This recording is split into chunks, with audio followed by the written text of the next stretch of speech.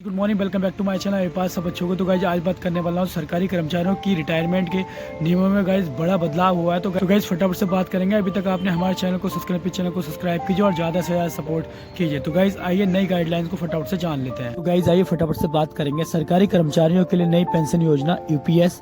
सरकारी कर्मचारियों के लिए नई पेंशन योजना जो 1 अप्रैल 2025 से लागू होगी।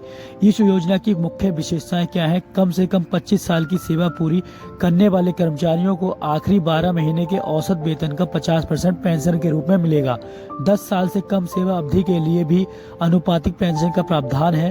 परिवार पेंशन के रूप में कर्मचारी की मृत्यु के बाद उसके परिवार को पेंशन का 7% मिलेगा। न्यूनतम पेंशन राशि 10,000 रुपए प्रति माह निर्धारित की गई है। ईपीएस का उद्देश्य सरकारी कर्मचारी को रिटायरमेंट के बाद बेहतर वित्तीय सुरक्षा प्रदान करना है। 20 साल की सेवा के बाद स्वैच्छिक सेवानिवृत्ति का विकल्प। नए नियमों के तहत सरकारी कर्मचारी अब 20 साल की सेवा पूरी करने के बाद स्वैच्छिक सेवानिवृत्ति का विकल्प चुन सकते हैं।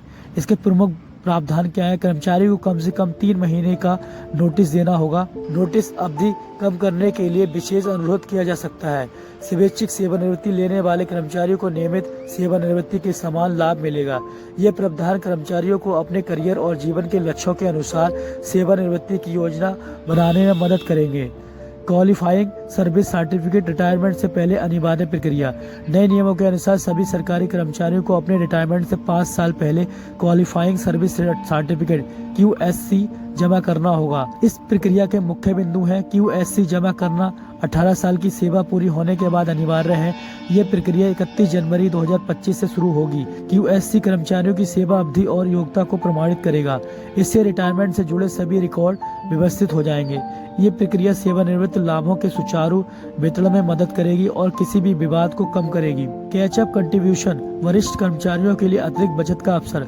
2025 से 60 से 63 वर्ष की आयु के कर्मचारियों के लिए कैचअप कंट्रीब्यूशन की सीमा बढ़ा दी गई है। इस नियम के प्रमुख बिंदु हैं। 60 से 63 वर्ष की आयु के लिए कैचअप लिमिट 11,250 रुपए होगी। 50 से 59 वर्ष और 64 प्लस वर्ष की आयु के लिए सीमा 7,500 रुपए रहेगी। यह बदलाव कर्मचारियों को रिटायरमेंट से पहले अधिक बचत करने का मौका देगा। कैचअप कंट्रीब्यूशन की बढ़ी हुई सीमा से वरिष्ठ कर्मचारी अपने रिटायरमेंट फंड में अधिक योगदान करेंगे। पेंशन निकासी में सुधार। बैंकिंग सुविधाओं का विस्तार। न्यूनतम पेंशन राशि में वृद्धि होगी। बेहतर जीवन स्तर की ओर कदम। 8वें वेतन आयोग का प्रभाव। पेंशन में संबंधित वृद्धि। पेंशन में लगभग 25 से 30% की वृद्धि की संभावना। वरिष्ठ पेंशन भोगियों के लिए अतिरिक्त भत्ते का प्रस्ताव। महंगाई राहत। डीआर में वृद्धि की संभावना। ये बदलाव पेंशन भोगियों को बढ़ती महंगाई से निपटने में मदद करेंगे। एनपीएस में संबंधित बदलाव।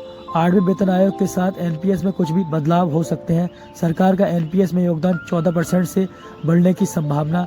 गारंटेड रिटर्न का प्रस्ताव जो बाजार जोखिम को कम करेगा। ओल्ड पेंशन स्कीम ओपीएस और एनपीएस का हाइब्रिड मॉडल विकसित किया जा सकता है। ये बदलाव एनपीएस को अधिक आकर्षक और सुरक्षित बनाएंगे। तो गाइज आई होप वीडियो आपको अच्छी लगी। लाइक करें, शेयर करें, कमेंट करें और चैनल को जरूर सब्सक्राइब करें। Love you all guys.